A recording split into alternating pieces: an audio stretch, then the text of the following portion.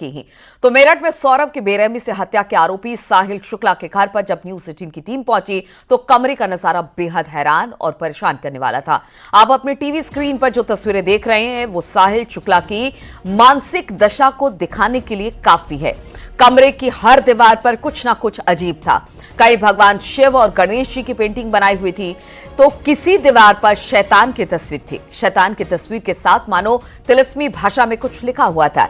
शैतान के सिर पर सितारे की आकृति में 4-6 सीधे शब्दों में लिखे थे, जबकि एक शब्द जो था यानी कि छठा शब्द जो था वो उल्टा लिखा हुआ था। इसमें कुछ आकृतियां ऐसी थी जिसका जिक्र ईसाई धर्म में शैतान के लिए किया जाता है। सौरभ की हत्या का आरोपी साहिल शुक्ला नशे का भी आदी था। इसका खुलासा भी उसका कमरा करता है। कमरे में ना सिर्फ बियर की खाली बॉटल्स थी बल्कि दीवार पर एक ऐसी पेंटिंग भी थी जिसका मतलब था कि सिगरेट की हर कश को बांटने चलो।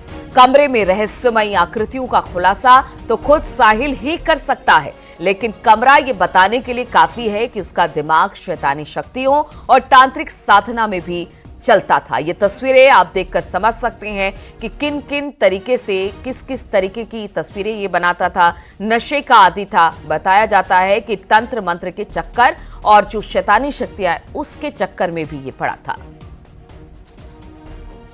तो ये 3 तस्वीरें आप देख रहे हैं। सिगरेट का कोटेशन जो आपको दिखाई दे रहा है, साथ ही दीवार पर अजीबो गरीब बातें वहां पर लिखी गई है, कुछ ना कुछ आकृति वहां पर बनाई गई है। घर में बिल्ली भी दिखाई दी।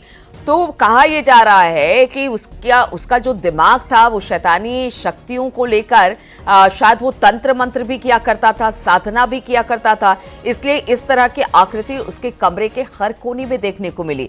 शब्दों के उलट फेर की भी बात सामने आई, यानी कमरा देखकर साफ तौर से अंदेशा लगाया जा सकता है कि उसकी मानसिक स्थिति किस तरह की थी। क्या वो किसी तंत्र मंत्र के चक्कर में उसने ये हत्या की, और इस हत्या के बाद अब ये जांच का विषय जरूर बना हुआ है, लेकिन कमरे को खंगालने का काम और कमरे के अंदर की तस्वीर आप देखकर जरूर समझ सकते हैं कि ये कैसा व्यक्ति था।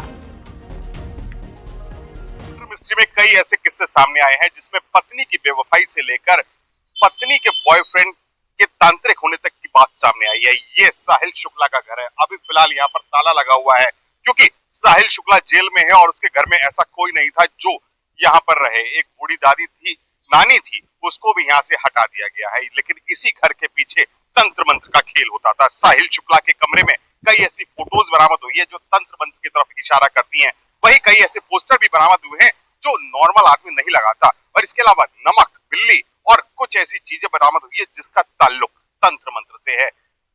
मुस्कान ने कई रातें कत्ल के बाद इसी घर में गुजारी थी और ये माना जा रहा है कि साहिल स्पिरिचुअल था। साहिल भूतों प्रेतों से बात करता था और इसी बात का फायदा मुस्कान ने भी उठाया। मुस्कान ने स्नैपचैट अकाउंट बनाया साहिल की मरी हुई मां का और उसी स्नैपचैट अकाउंट से साहिल से लगातार बात कर रही थी। और एक दिन वो आया जब उसने साहिल को उसी स्नैपचैट अकाउंट से सौरभ की कत्ल करने का आदेश दे डाला। उसने साफ तौर पर यही लिखा कि सौरभ का वध कर दो और उसी का आदेश मानते हुए सौरभ ने नृशंस हत्या की। सौरभ की नृशंस हत्या की गई। साहिल शुक्ला ने उसके हाथ पैर काटे और उसे ड्राम में भर दिया, जिसके बाद दोनों हनीमून मनाने के लिए मनाली चले गए। जिसके बाद अब जाकर जब इस कत्ल का खुलासा हुआ है तो दोनों को पुलिस ने गिरफ्तार कर लिया है और इस समय वो जेल में है। साहिल शुक्ला के घर पर ताला लगा हुआ है। इसी दीवार के पीछे जो तंत्र मंत्र का काला खेल चल रहा था उससे मोहल्ले वाले भी अनजान हैं और किसी को नहीं पता था कि इस तरह की हरकत करता था। लोग ये मानते हैं कि वो स्पिरिचुअल था, वो भूत प्रेतों से बातें करता था, लेकिन ये कोई नहीं जानता था कि इस कत्ल के पीछे इतनी गहरी साजिश भी